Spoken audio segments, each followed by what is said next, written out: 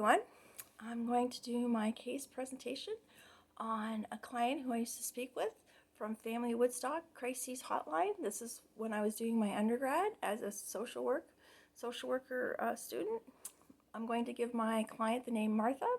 Martha was an African American woman. She was in her mid-60s. She was from Brooklyn.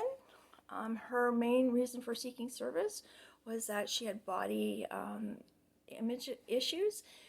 She would call weekly to the hotline. She felt like she had wasted her life. She felt like she did not live to her full potential. She felt like she was never going to go anywhere in life, and that she had many regrets. So I'm going to use the definition for body image from Marshall, Langell, and Mancy. So body image is not just the way you look, but it affects and encompasses your perceptions and the way you think. It affects globally your whole life. It can really affect how you move through life. It's integral through everything you do. So it affects the quality of your life. And so my long-term goal for Martha was for her to seek regular counseling with a qualified clinician. The specific problems influencing selection prioritization was that I saw Martha through the life course perspective. And so I'm going to use the definition for life course perspective by Hutchinson in 2015. Life course perspective is like a comprehensive approach. It not just looks at biology and social events in your life, and it looks at the psychology and the social psychology of your life. It looks at everything, your whole life, all your events. So Martha felt really invisible when she would call. And even with cultural competency, I knew she'd mentioned she was an African American woman, and I knew that she felt totally invisible even as an African American woman. And I'm going to use some research from Watson, Ansi, White, and Nazira from 2013, and they talk about body image issues could be addressed through having positive affirmations for being an African American woman, having received positive affirmations as a protective factor as children, and knowing her as a child, knowing her story as a child, she never received any sort of positive affirmation. She was ridiculed as a child by her sister. Her mother had bipolar disease, and so she never had any sort of positive affirmations about who she was. If she was acknowledged at all, it was sort of an antagonistic relationship. But we can not only pin that on her family, we can also say in society. We all know that in the media and in life in general, African American role models or African American people are not conveyed in positive ways, especially in the 70s in society. So there wasn't a lot of positive images for her to go on. So this feeling of being invisible was her only option, really, I think she felt. So when we would talk, I felt like it was really her chance to do her. So when we're talking about prioritization with Martha, it was her chance to shine. So it would be, Martha, here's the stage. Here's the stage. You talk about whatever it is you feel you need to talk about, because this was her moment to shine. So she would, talk about whatever it was. She felt like she had something to say, so heck, say it. So she would. she would talk about whatever. So cultural competency, it was or cultural sensitivity, it was for her. It was for her to disclose. It was whatever she needed to get off her chest. I was not leading the conversation. I felt like, since she was so shoved aside, or she believed, and this was her feelings, she believed she was shoved aside. So I was not shoving her aside for any reason. So she was going to have the floor, and she did. So this leads into the idea of models and theories. And the best approach I took with Martha was obviously motivational interviewing, which is a client-centered strategy. It wasn't really a model or a theory, which, was the best approach.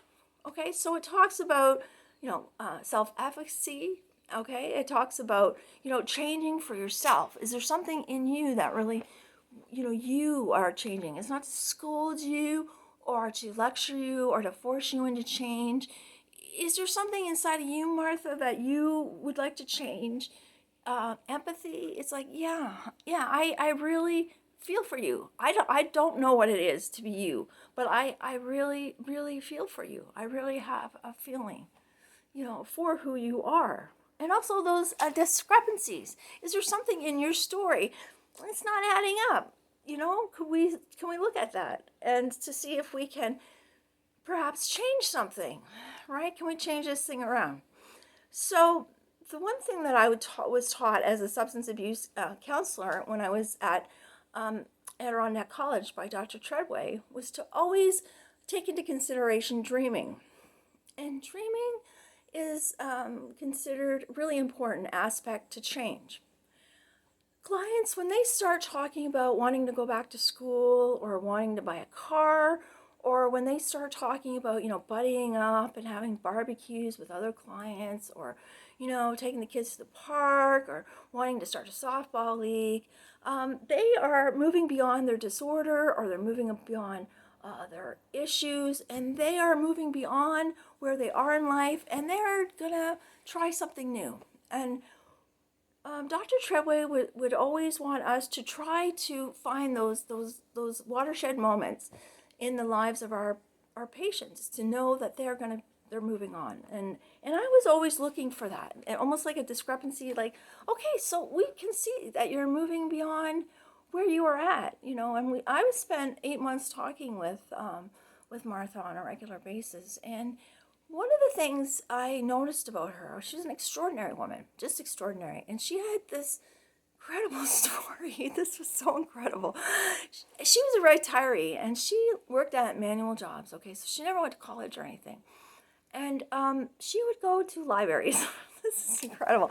She'd go to libraries, and she had all these macro theory ideas, which, who does this for fun? But she did this for fun. And she had these community theory ideas about how we should move past town hall meetings and just, discussing it loosely in the media regarding, George Floyd or the pandemic, and find out what each community needed to heal and to move on, and to, talk about developing new ideas about what communities really needed to move past major crises events in society, because as a society we needed to heal as well. So this is not a person who is washed up or has no life. And I would be like, Martha, it doesn't sound like you don't have anything to give. It sounds like maybe you should go to school. Like, she was very, very talented, very smart, very sharp. She knew a lot of stuff, and she knew her game. And so I was like, I didn't know her body or even anything about what she looked like. I knew her mind, and her mind was very, very sharp. She wasn't some, feeble woman. She was very, very bright. And I loved talking with her. And, so every week she would call, and this is the major problem with our thing. And just to mention, I got my ideas on motivational interviewing from Zastro and Hessner, 2018, on the ideas regarding self-efficacy and empathy on motivational interviewing. And that was really important to help her feel client-centered. That this was, and she really did need to talk about these incredible ideas she had. Anyway, our major problem with our sessions together was obvious. I'm a crisis counselor, okay? So when you call, you could get me or 3 other people. It's just whoever you got, right? And so when she called and I say, hello, this is Lisa, she would be like, is this Canadian Lisa? And I would be like, yeah, this is Canadian Lisa, this is Martha. And I guess on holidays, when she was working, she'd always take these bus excursions to the Canadian side of Niagara Falls, and she loved going to Niagara Falls. So she was like, had this happy connection to Niagara Falls. She loved going to Canada, to Niagara Falls. And so I'm like, see, you can have positive connections. You went to Canada and it was great, and you associate me with positive connections, you have something to offer. Just think about the halls of academia. I mean, you can find positive connections there, right? Like, you can do this. This is you. This is the new you, right? Like, reinvent yourself. She was incredible. I mean, this is why you get into counseling. You meet such interesting characters, and she was definitely up there. And she enjoyed talking to me, and I enjoyed talking to her. It was really incredible. She was an incredible lady. I'll never forget her. So my question to you is, what would you do? Middle-aged lady, mature woman comes strolling into your office with body image issues. I mean, our age, we don't really want to be scolded or, told the right way to think. We just want to be heard. How would you approach a more mature woman when she's feeling really awful about her body? Research has shown that the focus of a lot of research is on, white college students.